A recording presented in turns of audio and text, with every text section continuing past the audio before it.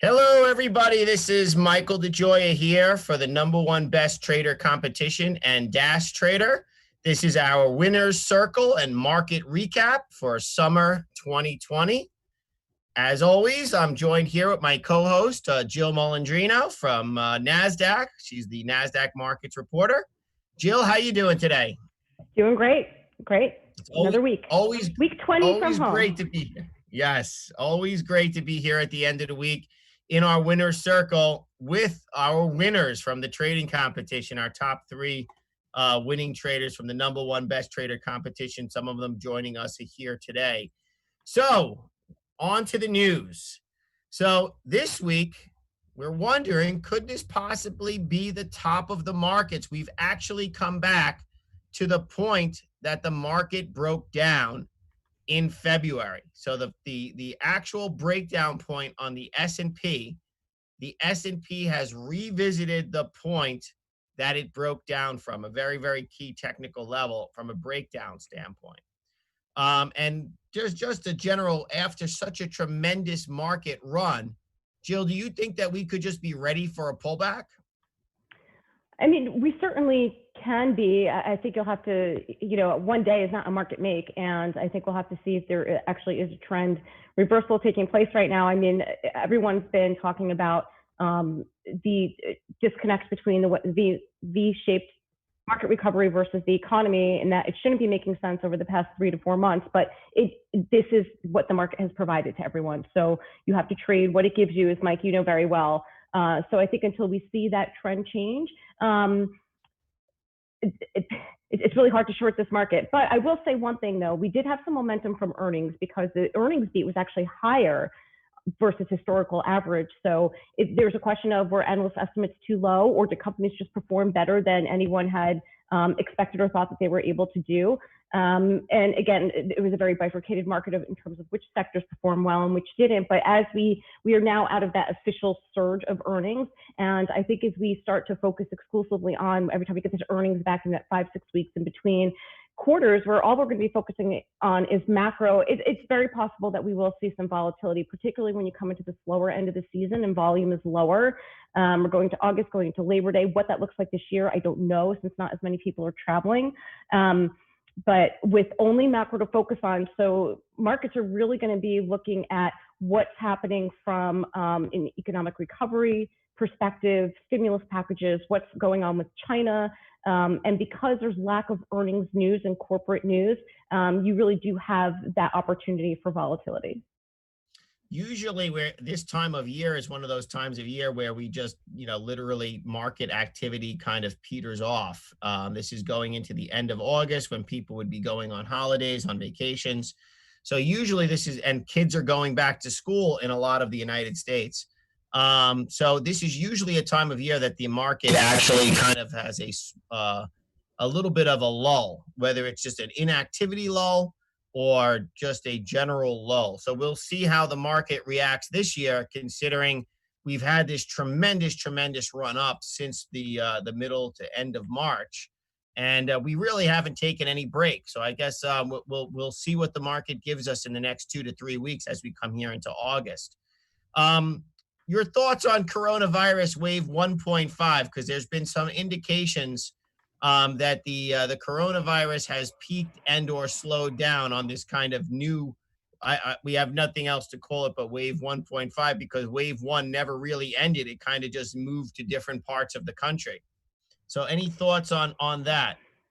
Yeah, of course, to see any slowdown in the velocity of cases is always a good thing. We'll have to see what it looks like as we get through Labor Day, and if there is another acceleration of that. And of course, we come into the fall, flu, cold, whatever season that's going on. As you and I have been saying over the past 20 weeks, we could have had a lot of this under control and not have these conversations around additional stimulus packages or reversing the reopenings of parts of the economy. But the fact of the matter is we did not take the opportunity to lead with a global response. And this is where we are right now. And this is what we're dealing with to trade through. And we can get more into the data when we talk about jobs, but until there is a vaccination program that's available to all, this is the environment that we will be in. I could tell you from Nasdaq's perspective for non-essential employees, we will be working from home through 2020. That's what it looks like for now. So because of that, and because we are in a colder climate, what does that mean to the economy? We're open, what, 25-ish% right now in the Northeast, outside only. But what does that look like when you get into Thanksgiving, the holidays, and into the winter? So there's still a number of unknowns out there. Yep, absolutely. And on top of that, I mean, there were some, some strange decisions made. Like, for instance, like New York, it looks like we're in New York City, we're not having indoor dining until after October 1st, which I guess which you have to have indoor dining in after October 1st because New York gets cold. So I Mhm. really don't think you could push it out anymore. Pretty much the entire summer season here in New York City has kind of been missed for bars and restaurants. They have no opportunity to benefit from the summer as it looks. And of course, there's all they're basically today in Congress, there was a complete breakdown, and it doesn't look like there'll be an additional stimulus package from Congress. The only stimulus looks like it's going to come from the president and an executive order potentially. Any thoughts on that? The breakdown in Congress and the potential stimulus extension that doesn't seem to be coming.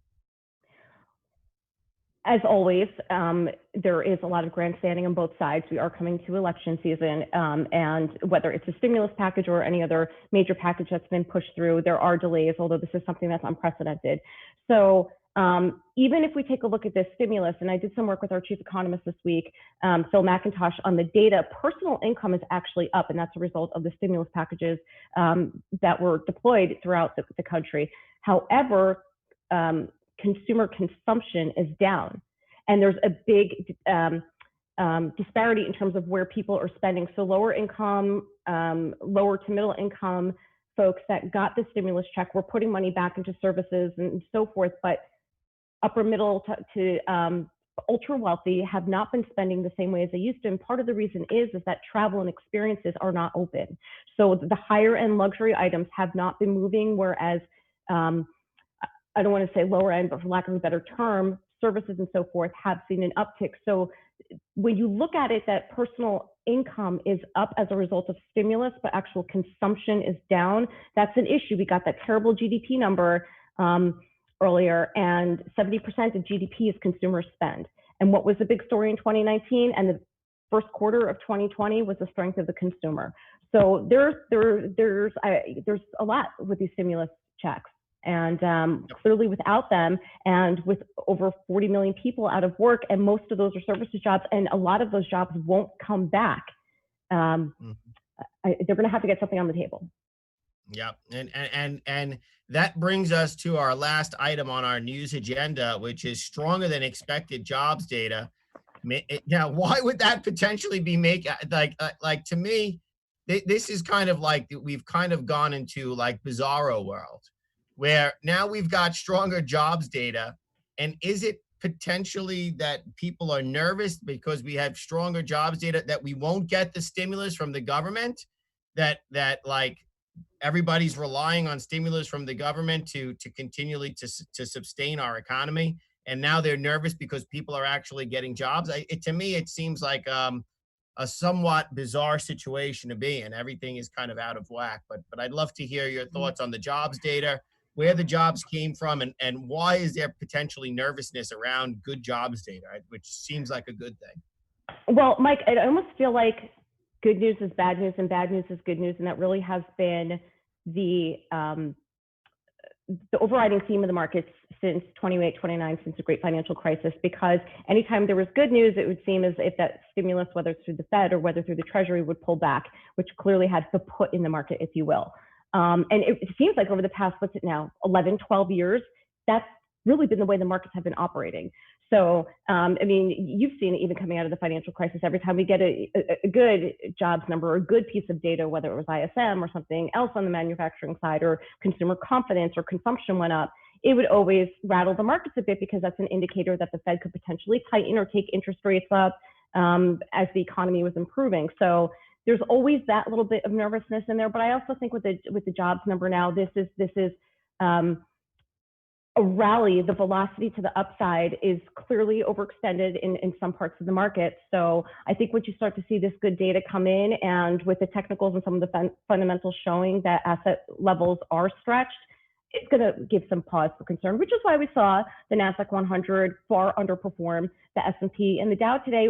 But again, you know, the index is up nearly, I think last time I looked, 2,200 basis points relative to the S&P. So it's not surprising, and pullbacks are good. An up and down market's a healthy thing.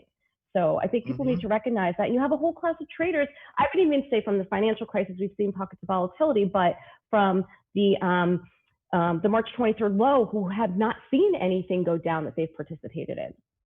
Yeah, there's like, I was on a website today. They say stonks only go up.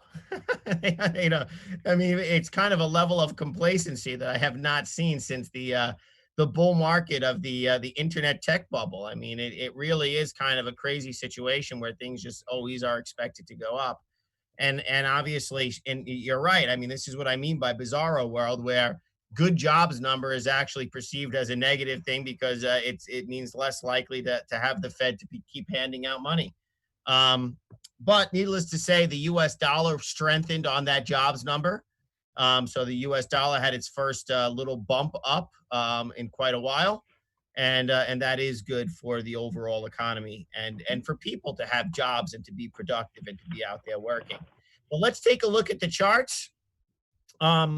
Here we can see that we have the QQQ, which represents the Nasdaq 100. It recovered from the pre-pandemic levels very, very quickly. So from here, it recovered very quickly. And then, of course, it has extended its gains. And, you know, obviously, having been up so much, I mean, if you count the amount of weeks, it's been up for 1, 2, 3, 4, 5, 6, 7, 8, 9, 10, 11, 12, 13, 14, 15, 16, 17, 18, 19, 20 weeks. We've had a 20-week rally in the QQQ with only 2 weeks, one down week followed by another down week, which is almost unparalleled. You know, obviously we've had some other tremendous runs in the Nasdaq, like just previous to the pandemic, but needless to say, the percentage move here is absolutely tremendous. And if I were trading, and I would, you know, certainly say this to any of our viewers, you know, when you get to the point where you've been up for 20 weeks, there should be some cause for concern that at some point there will be profit taking and a pullback, especially going into a U.S. election where there's a tremendous amount of uncertainty. I would think that would be a very smart thing to expect soon. On the S&P, this is what I was talking about. Do you see that pre-pandemic high? Well, we got there today. The S&P finally recouped all of its pandemic losses and got to the point from which it broke down. The S&P is now up on the year, meaning that it was up on the year going into the pandemic. It's now up on the year as well, but with a tremendous amount of volatility. And volatility is usually a long-term, you know, when you have volatility on a yearly chart, that could be potentially a bearish longer-term indication. As far as the Dow has not quite recovered all of its gains. As you can see, it has a little way to go on the DIA, which represents the Dow Jones Industrial Average. You can see here that we're kind of coming up. We had a very big day up today on the Dow, which shows that that some of the money flowed from technology potentially into some of the older economy stocks. So to me, it is fairly healthy to see that the tech index lost a little bit of value as the Dow and the S&P picked it up finally. That seems to be a rational move for the markets. But you can see that the volume is incredibly low on all three indexes. I'm just going to go back to the other two. So you can see Nasdaq certainly has the highest volume. The QQQ has the highest volume, and the S&P and the Dow certainly having less volume on the run up, especially in the latter weeks of the run up. That's often when you start to see the volume peter out in a long progressive move. When the volume starts to run out, it says that people are not willing to put their money to work at these levels.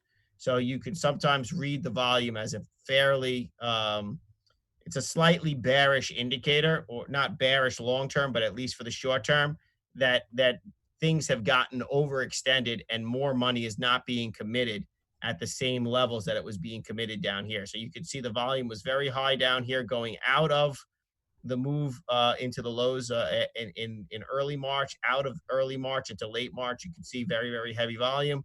Now you can see that there's less volume going into the markets as it continues to climb higher. On that note, another indication of volume is you can see gold hitting the a very, very extent, having a progressive run, acting almost like a growth stock, not like a hedge to market uncertainty. But with the dollar bouncing today and finally gold being very overextended, we had a big spike in volume yesterday and the day before, which indicated possibly some profit taking in gold and possibly a short-term reversal level here in gold. So just wanted to point out that in relation to GLD, the gold ETF. And Jill and I have been on this gold trend the entire time. So every single session we've been talking about how gold has been rallying. So Jill, any thoughts on gold from here, or do you think this is just some profit taking? I think it could potentially be some profit taking, especially with the dollar moving a bit higher today. I actually had Juan Carlos Artigas. He's the head of research for the World Gold Council, which is one of probably the world's most renowned think tank, if you will, for gold. And they still expect momentum within gold for quite some time because the trade fundamentals have not really changed, right? So it worked from the March, well, it's actually working before then, but you had the safe haven trade, them moving in tandem with stocks, but then you also have inflation concerns and the dollar moving lower, right? So it was kind of the perfect storm for gold on all of those fronts, which we've been saying since basically since March. And they still expect to see some momentum in it. Perhaps not the extreme V move that it's had, but certainly not selling off. Yeah, no, this has been really moving like a growth stock lately, which is amazing. And I think most of the technical analysts are saying gold around 2200, 2300 area. It seems to be the level that most of the analysts are talking about. So this is the market, and this is the reason why we brought up some of the charts today. This is my favorite little pup here, and she is standing precariously on 4 cans. And obviously this is a view that's out there that the market is completely reliant on the tech giants, the 4 cans here, depicted by our little market pup, Apple, Microsoft, Amazon, and Facebook. And I brought up the charts of these tech giants just for us to take a quick look at. Microsoft had a big gap up on the potential acquisition of TikTok. What are your thoughts on the TikTok acquisition and the whole thing with Microsoft getting approval for this? I'd love to hear your thoughts on that whole, kind of developing story. Yeah, you know what? It is actually, it's so complex that, and I think, at first blush, it's like, oh, a whole bunch of 12, 14, 16-year-olds won't have their TikTok platform and who really cares, but that's not really what it's about. And there's other underlying issues there. And there was a really interesting guest on CNBC, I think it was Tuesday or Wednesday, and he's the 3rd largest TikToker, and he made some really great points when they were talking about data privacy. And he said, my generation, younger generation, it's not a big deal to them. They are not as predisposed to this argument over data privacy as, let's say, Gen X and older. They grew up in a data-driven technology world. It's not a concern for them. And I thought that was a really interesting point because the entire target market doesn't care. But I do understand on a higher level that we don't want foreign governments having access to our data and so forth. But I think that's something that technology companies and world leaders and politicians have to think about, that the younger generation simply is not as concerned about it. Well, I have more of a thing that I've just been wondering is, why does the Chinese government want the data of 14 to 6-year-old kids dancing and acting like maniacs? I just don't know why they would even want that to begin with. Like, why would they invest in this company? To me, there has to be some, maybe I'm being paranoid, but I think that this is the concern that the US government is that if you have this TikTok app on your phone, what can they be getting access to the microphone and the camera data? Can this access more once you have this kind of Trojan horse on your telephone? Does that basically almost weaponize, from an intelligence and data perspective, the entire telephone? And I think that that's more the Right. concern. Mm-hmm. And I think that, the story might have very, very innocuous, kind of implications as far as the people who are using it.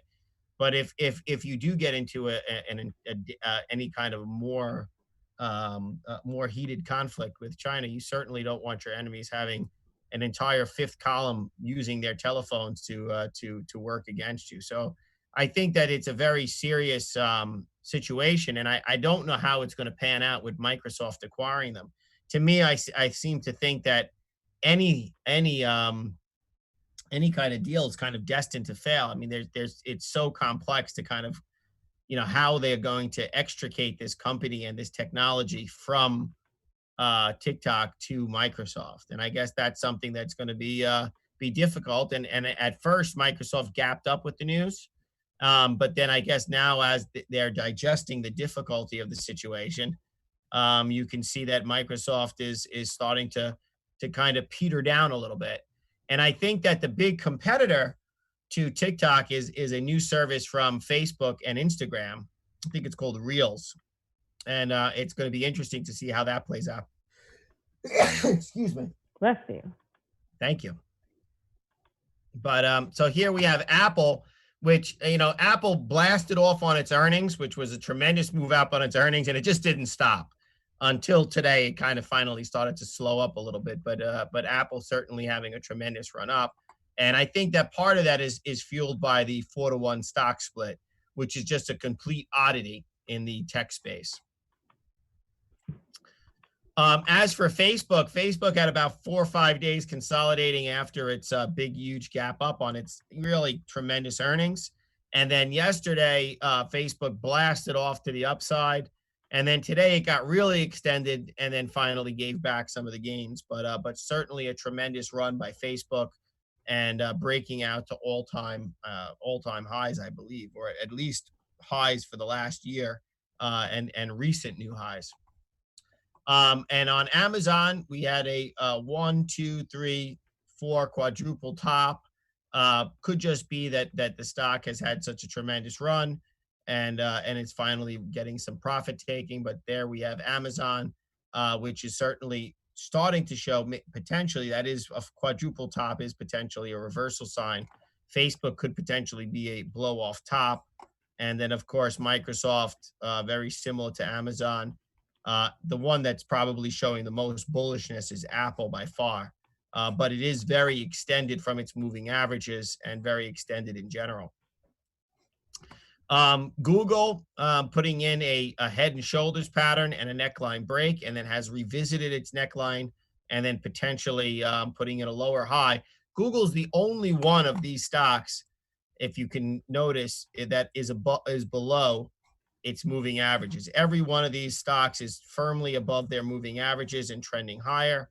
The only one that's below some of its moving averages are Google and Netflix. These are the two relatively weak tech giants. Netflix put in a high and now potentially put in a lower high and failed to break out today, which is a very significant rejection as far as technical analysis goes. And then Google, with a head and shoulders neckline break and rejection as well, could potentially start to show that some of these tech giants are weakening. Now, notice that Google and Netflix was not one of the cans that little market pup was standing on. So those two tech giants have been showing some weakening for some time here. And that brings us to our favorite time of the show, where we get to interview our competition winners. And you guys can turn on your microphones if you'd like. First person I'd like to talk about is Cesar, who is our third place winner, best 461. He is from Venezuela, but currently living down under in Australia. He is a night trader, That means that he has to trade at night. I think it's early morning there now. As we close in the at the afternoon, it starts to become early morning. So he gets an early start on the day after being up all night. Um, so he studied human resources, but he's an operations manager currently at 2 restaurants. His experience, he joined Bull Bear Traders 8 months ago. Everything he has learned, he's learned from Bull Bears Traders, trader community. Was in sim mode for the past 3 months, then jumped on a live account. It's good to hear. In terms of preparation, he's been trading for the beginner level for about 8 months. He's read a tremendous amount and he's learned a lot about technical analysis and watching recaps, taking notes, and learning from other traders. I mean, that's really already showing some great preparation, showing some great discipline and not jumping into a live account right away. So really, really great indications of why he was so successful in the competition right from that.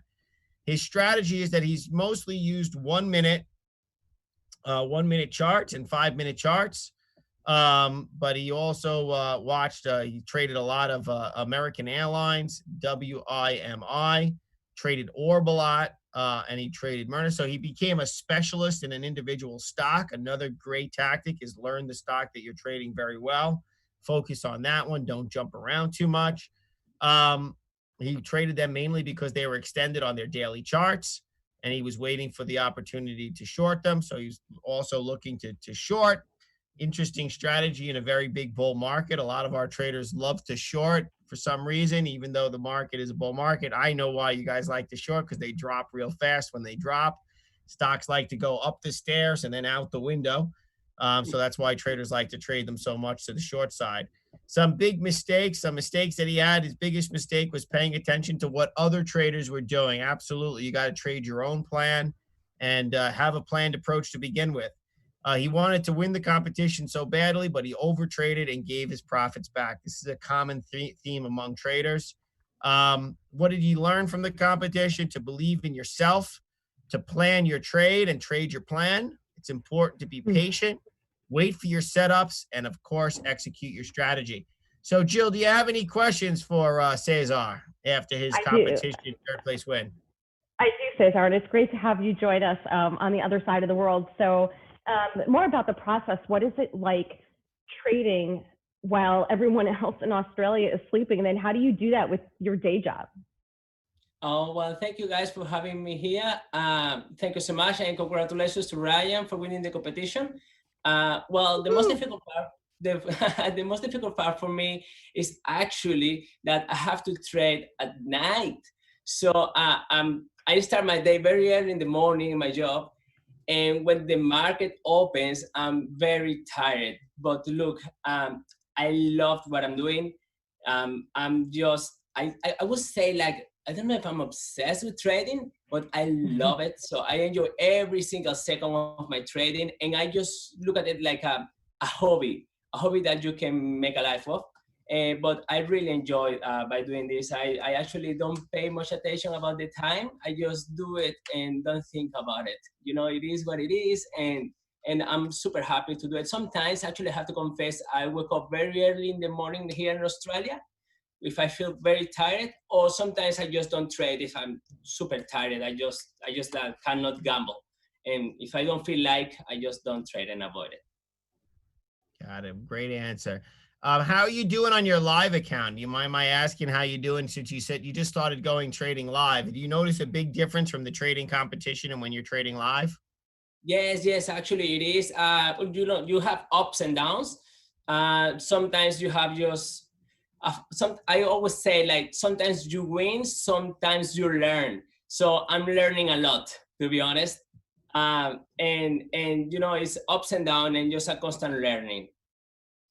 That's great. I love that expression. Sometimes you win and sometimes you learn. That's correct.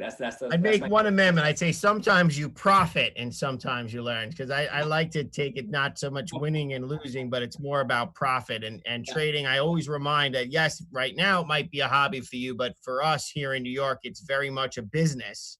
It And I is. think sometimes traders forget that this is a business and they need to focus on pulling money out of the market so that they can make their living if they ever intend to make a living out of doing this. Mm, mm. So thank you very much, Cesar. It was great having you in the competition. I hope to see you again in our future competitions, and a fantastic performance and great showing. For this, is this your first competition? It is. It is actually. It's my first competition. It's funny because I wanted to join you guys a long time ago, and I joined the competition the very last minute. And you know, it was a great experience. I would like to thank you guys for the opportunity and for everything that's happening. I'm very happy with you guys and with the competition. And congratulations to Ryan once again. Fantastic. Thank you so much, Cesar, for being here. Really great job. So on to our second place winner, best 458, Miguel. Okay, Miguel is unable to be here, but he wishes he could be here today. Miguel is from Lima, Peru. He is an economist and business consultant in financial matters. His experience, he's been buying and selling shares on the Lima Stock Exchange. This is his first experience trading the U.S. markets with the DAS platform. Thank you so much for certainly joining our competition, Miguel.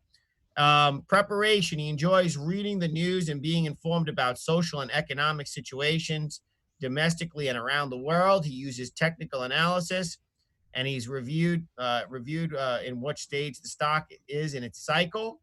And then he decides whether he wants to invest, whether he's going to minimize his risk or what his risk or reward situation is.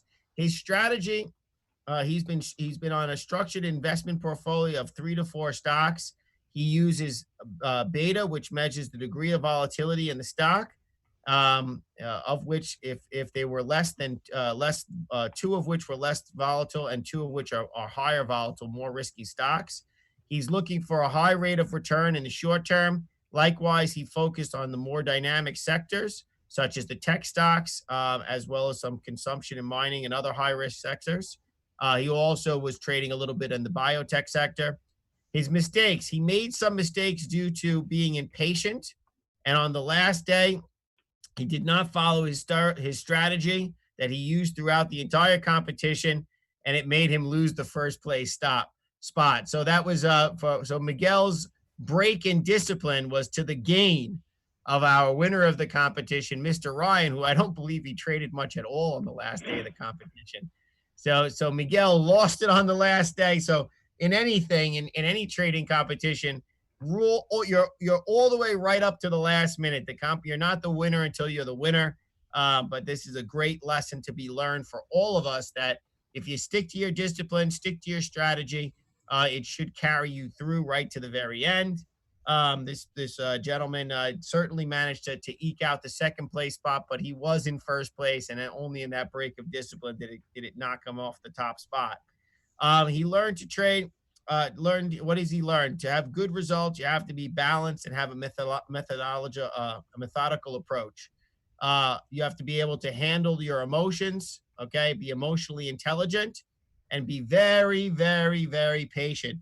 And I know that Miguel is part of the Global Borsa group there in Peru. That we've had many other winners and participants from Peru that have done very well. So certainly a great investing community down there in Peru.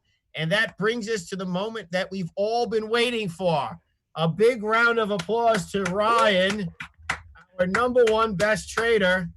Okay, best 453, Mr. Ryan. Okay, he comes from the Philippines, but currently lives in Vancouver. He works as a senior VFX artist in an animation studio. He has 2 years experience with day trading in the open markets, and he has occasionally swing traded since 2010. As for preparation, he scans the heavy movers, checks which ones have real volume in and out, okay? And certainly sometimes he'll watch them in reverse for the next day. Strategy, picks 3 top gappers to trade momentum at the open. During the day, he waits for a good opportunity to short the top of some low cap stocks that seem to get overextended after they've made a parabolic move. And then he tries to take them for the move and potentially even hold them overnight. His mistakes, he says that he was not as aggressive as others going in, all in buying big positions. Okay. But instead, he was taking gains in small portions. He learned to set realistic weekly goals and to be very patient and then wait for the right trading opportunity to strike. So, Jill, do you have any questions for our winner who was with us only 2 weeks ago or 3 weeks ago? Any questions for Ryan now that he's actually won the competition? Yeah, Ryan, congratulations. And I think it says a lot about sticking to your strategy and sticking to the game plan. And I thought you did a great job explaining how you did it, and it worked out precisely. I mean, you waited for the day, you waited for the opportunity. And was there one trade or one stock that brought this home for you? No, it was actually a few stocks I was shorting. First of all, I want to say thank you to you guys and for the community and for all the participants. I just want to say thank you. But yeah, so my style was I was searching in Finviz which one are the highest mover or like who has like 200%, 100%, and I said if for me to be able to win, I need to look for at least low float ones so it can move crazy, right? So at least 100 million, under 100 million. So like some of them fits my category. So I started shorting them in portions and I hold them overnight. I traded Kodak, what else? Neo, so many things that are, I can't remember which one, but under 100 million. And then, yeah, it worked. And one day probably made me to the top. And then I said, that was like Thursday. And I said, should I wait? If I should be aggressive again? I waited for a day. And just that day, I just traded one stock and then it brought me to the top. Yeah. And then what did you do? Sorry? For the last day, I just traded one stock, just momentum trade, and that's it. And then you didn't trade anymore, right? I didn't trade anymore because I said you didn't have to. I didn't have to because I was on top. And the thing is, if let's say around maybe 2 hours before the close, if I become third, it's fine. That was the plan, to just maintain third. And if I become second, it's fine. First, it's fine. So, I didn't want to too greedy. I don't want to lose the spot. So that's why I just waited for the right opportunity. But I think there's some luck in that because I was watching top two and top three. They were trying to get to the top as well, but I was looking at their position and average cost is like, there's no way they will, because I was looking at the technical side of their trades. I said, I think I get this. So I didn't trade on that day. It's sometimes when you're at the top, the best thing you can do is not do nothing at all. Mm-hmm. And certainly, part of this trading competition is actually good, successful, profitable, disciplined trading. Also, part of it is playing the game right? So not losing too much in the beginning, right? Slowly gaining and building up your P&L, building up a cushion of your P&L, and then finally striking and taking risk at the last minute when you could potentially be in pole position to take out the other competitors and win the competition. And you had Cesar and Miguel breathing down your neck, and then you were breathing down their neck, and you actually managed to eke out a nice victory and a nice gain. So a big round of applause, everybody, to all of our trader competition winners, and certainly to Ryan, the #1 best trader competition for summer 2020. We're very proud of you, Ryan, and certainly Cesar, you did great for your first trader competition, popping up there, and of course, to Miguel as well. For ranking #2 and staying in the first place for really a significant amount of time. Great job to him. So on that note, we're going to go through our standard announcements. Congratulations to the winners. Stay informed about our future #1 best trader competitions on social media, #1 best trader on Twitter, on Facebook, and on Instagram. Guys, we're pushing for over 1,000 followers on Instagram for #1 best trader and for Dash Trader. So help us out, recommend us to your friends, and certainly join us in a future competition. So Dash Trader updates. Remember, we're pushing for that 1,000 followers on Instagram on Dash Trader. And certainly you should follow us for Dash Trader Pro channel, where I do educational videos. I do them and post them on YouTube. Stay tuned for additional educational videos on the Dash Trader Pro channel. Certainly subscribe to the Dash Trader Pro channel and for Dash Trader TV, which is where we are currently being hosted now.